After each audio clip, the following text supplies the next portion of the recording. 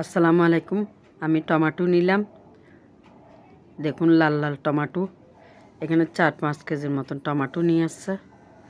আমি এগুলোকে দিয়ে কেটে সিদ্ধ করে সস বানাবো।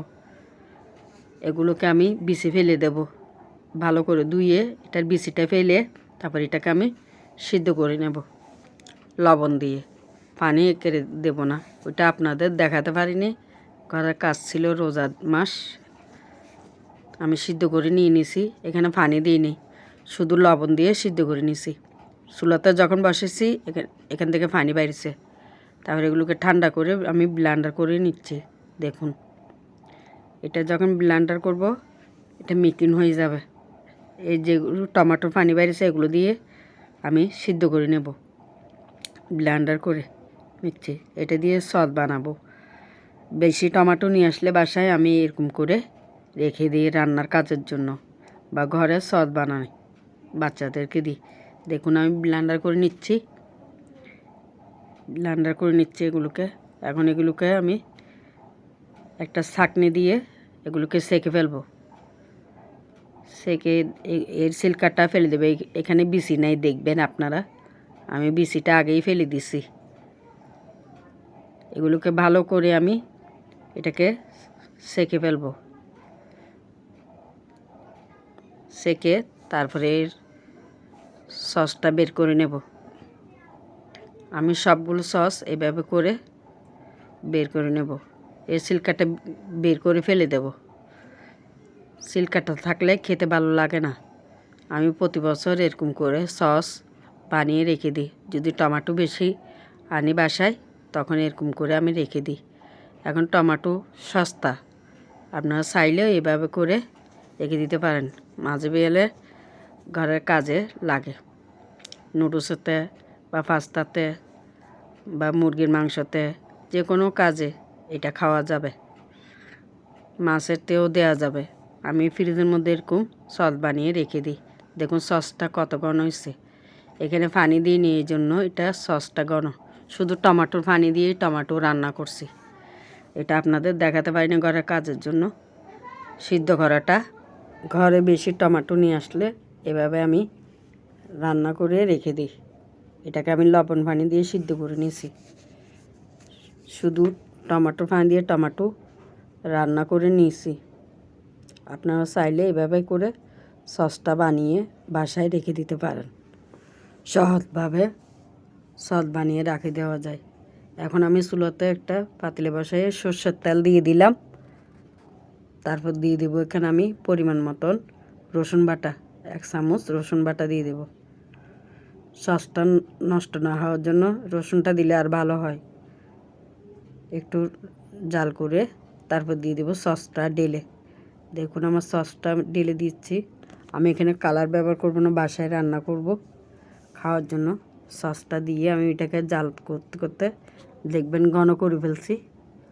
এখান থেকে আমি অর্ধেক রেখে দেব রান্নার কাজের জন্য, আর অর্ধেক আমি সস বানিয়ে নেব। আপনারা চাইলে এইভাবে সসটা বানিয়ে নিতে পারেন। এখন আমি নিয়ে নিচ্ছি কর্নফ্লাওয়ার 2 চামচ। পরিমাণ মতো কর্নফ্লাওয়ার দিবেন আপনারা, সসের জন্য কর্নফ্লাওয়ারটা লাগবে। আর এখানে দিয়ে দিচ্ছি আমি চিনি 2 চামচ, বা আপনাদের মিষ্টি বেশি খাইলে মিষ্টি দিয়েন। আমি কম খাই, তার জন্য আমি কম করে চিনি দিছি। এখন কর্নফ্লাওয়ারটা গুলে নেব সামান্য পানি দিয়ে। এটাকে গুলে কিছুক্ষণ রেখে দেব। তারপর আমি ওই সসটার মধ্যে ঢেলে দেব।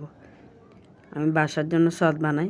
এই দেখুন সসটা ঘনই আসছে। এখানে দিয়ে দেবো এখন ভিনেগার, 3 চামচ ভিনেগার দিয়ে দিচ্ছি আমি, নষ্ট না হওয়ার জন্য। এটা 1 বছরের মতো রাখা যায়। তারপরে আমি তেঁতুই, এটাকেও ছাঁকে নিছি। দেখুন পানি দিয়ে ভালো করে এটাকে আমি ভিজিয়ে তারপরে মাঠটা বের করে নিছি। এটাকে একটা ছাঁকুনি দিয়ে আমি সেঁকে রেখে দিছি। এখন তেঁতুটা দিয়ে দিলাম। এটা ভালো করে জাল করে এখান থেকে আমি অর্ধেক সস রেখে দেব। এখানে দিয়ে দিচ্ছি সসের মশলা, লং এলাচির গুঁড়ি, গোলমরিচের গুঁড়ি, আর দিয়ে দেব গুঁড়ি মরিচ, পরিমাণ মতন গুঁড়ি মরিচ দিয়ে দেব। আপনারা চাইলে কালার ইউজ করতে পারেন, আমি কালার ইউজ করব না, বাসায় খাবো তার জন্য। আপনারা চাইলে এভাবে করে রান্না করে সারা বছর টমেটো সস খেতে পারবেন ফ্রিজের মধ্যে রাখি দিয়ে। আমি ডিপের মধ্যে রাখবো এগুলোকে, ডিপের মধ্যে রাখি দিয়ে আমি এটা রান্নার কাজে ব্যবহার করি। এই দেখুন আমার সস রান্না হয়ে গেছে। আমি এখান থেকে 2 ডাব্বা নিয়ে নেব, ঠান্ডা করে এটা আমি ডিপের মধ্যে রেখে দেব।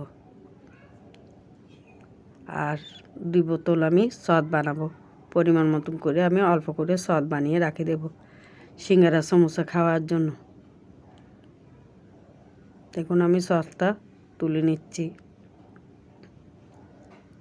আপনারা চাইলে এইভাবে করে সস বাসায় বানিয়ে রেখে দিতে পারেন। আমি অনেকগুলো সস বানাইছি, এরকম করে আমি বাসায় সস বানিয়ে রেখে দিই। টমেটো যখন একটু দাম কমে, আমাদের বাসায় সবসময় টমেটো আনে, তা আমি টমেটোগুলো নষ্ট না করে এভাবে সস বানিয়ে রেখে দিই রান্নার কাজের জন্য। পানি ছাড়া সিদ্ধ করলে টমেটোটা ঘন হয়। এখন আমি এটাকে সস বানাবো। এই যে কর্নফ্লাওয়ার দিয়ে দেবো, এখন দিয়ে দিচ্ছি চিনি। মিষ্টি বেশি খাইলে আপনার মিষ্টি বেশি দিন, আমি কম খাই তার জন্য কম করে দিছি।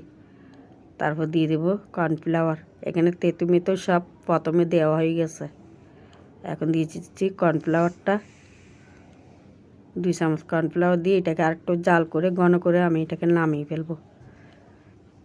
দেখুন কর্নফ্লাওয়ার দেওয়ার কারণে সসটা অনেক ঘন হয়ে গেছে। আরও দেখুন কাটির থেকে পড়তেছে না, এত ঘন হয়ে গেছে। আমি আর 10-15 মিনিট এটাকে রান্না করে নামিয়ে তারপর ঠান্ডা করে বোতলে ভরে নেব। আমার সসটা রেডি হয়ে গেছে। এখানে লবণ দিছি আমি আবার, এটা আপনাদের দেখাতে পারিনি। সিদ্ধ করার সময় লবণ দিছি, আবার রান্না করার সময় একটু লবণ দিছি, যেমন এই টেক্সচারটা নষ্ট না হয়, এটা খেতে ভালো লাগে এই জন্য। দেখুন আমার টমেটো সসটা ঘন হয়ে গেছে, কাঠির মধ্যে লাগিয়ে রয়েছে। এরকম করে আপনারা চাইলে টমেটোর সসটা বানিয়ে নিতে পারেন বাসায় সহজভাবে। বাচ্চারা মজা করে খাবে, বয়স্করাও মজা করে খাবে। দেখুন আমার সস বানানো হয়ে গেছে, কি সুন্দর করে আমি সস বানাইছি। এই দেখুন বোতল মুখটা দেখুন কত ঘন হয়ে গেছে। এই দেখুন আমার টমেটো সস। ভালো লাগলে লাইক কমেন্ট করিয়েন। আর দর্শক টমেটো সসটা দেখুন, এটার মধ্যে আমি এগুলোর মধ্যে সস বানাইছি আমি।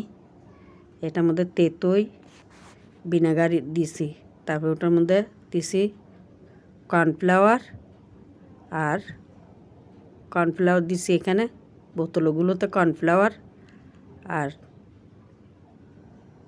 চিনি ব্যবহার করছি বোতলগুলোর মধ্যে।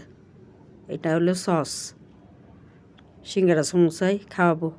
আর এগুলো রান্নার কাজে ব্যবহার করব, যেগুলো বাটিতে নিছি। ভালো থাকিয়েন। আসসালামু আলাইকুম।